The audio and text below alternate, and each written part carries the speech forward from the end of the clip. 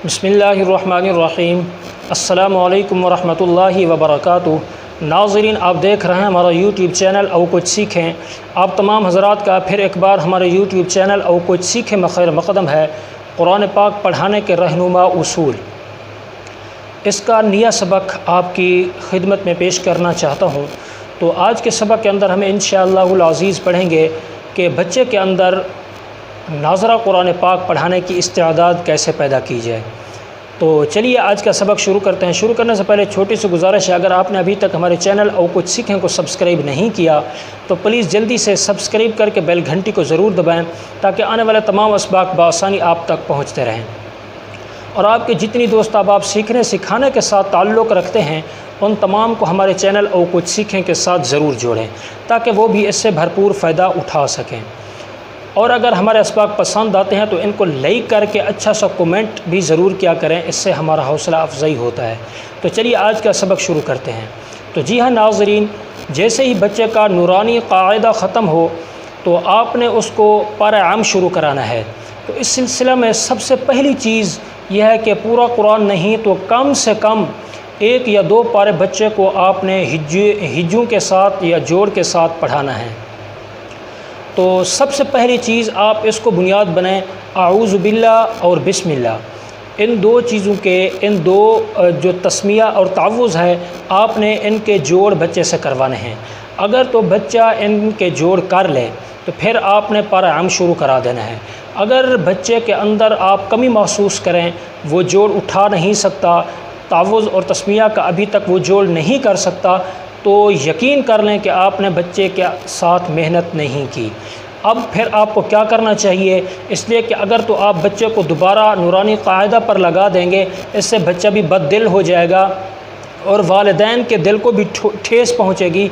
वो यही सोचने पर मजबूर होंगे कि इतना अरसा तो बच्चे ने कायदा पढ़ा, कायदा पढ़ने के बाद उसको पारा आम शुरू करा दिया गया, अब फिर उसको कायदा पढ़ाया जा रहा है, इतना अरसा फिर मेरा बच्चा कायदा पढ़ेगा, तो वालिदैन के दिल को ठेस पहुंचेगी। तो आपने फिर उसको कायदा मुकम्मल नहीं पढ़ाना, बल्कि बच्चे को कहना है अल्हम्दुलिल्लाह हमारा कायदा ख़त्म हो चुका है।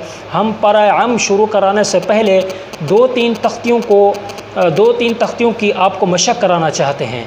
जैसे ही आप मशक करेंगे उसके बाद फिर इंशाअल्लाहुल अज़ीज़ आपको पारा आम शुरू कराया जाएगा।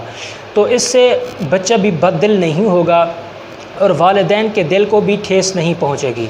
सबसे पहले आपने हरकत की जो तख्ती है आपने बच्चे को अच्छी तरह वो पढ़ानी है। फिर उसके बाद हरकत की तख्ती की जो मशक लिखी हुई है नूरानी कायदा पर, ये अगले सबक के अंदर हम इंशाअल्लाह बताएंगे कि हरकत को आपने किस तरह पढ़ाना है और हरकत की आपने मशक किस तरह करानी है। तो फिर उसके बाद आपने तनवीन की जो तख्ती है उस पर ज़ोर देना है, वो बच्चे को पढ़ाएं। और फिर तनवीन की तख्ती की जो मशक है आपने फिर बच्चे को उसकी मशक करानी है, वो पढ़ानी है, वो समझानी है। तो अगले सबक के अंदर हम इंशाअल्लाह इस पर डिस्कस करेंगे और बात करेंगे कि अगर इस सबक के अंदर बात करूं तो ये सबक लंबा हो जाएगा कि हरकत की मशक आप कैसे कराएंगे और इसी तरह हरकत की जो मशक है वो बच्चे को आपने कैसे याद करवानी है और कैसे समझाना है।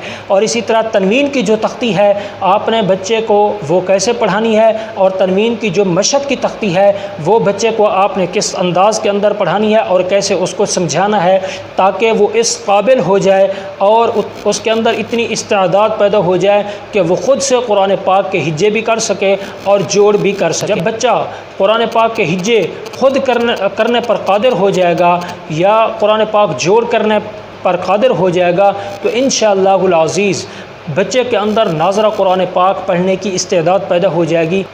इंशाअल्लाहुल अज़ीज़ वो बच्चा आपको तंग नहीं करेगा, बल्कि उस बच्चे के अंदर आपने इतनी इस्तेदाद पैदा कर दी कि वो जगह पर बैठकर अपना मुताला भी ख़ुद निकाल सकता है और उसके अंदर इतनी चूँकि इस्तेदाद पैदा हो गई है कि वो नाज़रा कुरान पाक ख़ुद से पढ़ सकता है। اور سبق بھی خود سے یاد کر سکتا ہے، منزل بھی خود سے یاد کر سکتا ہے۔ اب یہ بچہ نہ تو کسی طالب علم کا محتاج رہے گا یاد کروانے میں، اور نہ ہی کسی اور کا محتاج رہے گا یاد کروانے میں۔ انشاءاللہ آپ اس سبق پر عمل کریں گے تو آپ کے ناظرہ کی کلاس کے اندر انشاءاللہ العزیز تمام بچوں کے اندر اتنی استعداد پیدا ہو جائے گی کہ وہ خود سے قرآن پاک پڑھنے پر قادر ہو جائیں گے۔ تو جی ہاں ناظرین، آج کے سبق کے اندر ہم نے سیکھ لیا کہ ناظرہ قرآن پاک پڑھنے کی بچوں کے اندر استعداد کیسے پیدا کی جائے۔ تو آج کے لیے اتنا ہی، اور ملتے ہیں اگلے سبق کے اندر۔ اپنا بہت بہت خیال رکھیے گا اور مجھے اپنی خصوصی دعاؤں میں یاد رکھیے گا۔ السلام علیکم ورحمۃ اللہ وبرکاتہ۔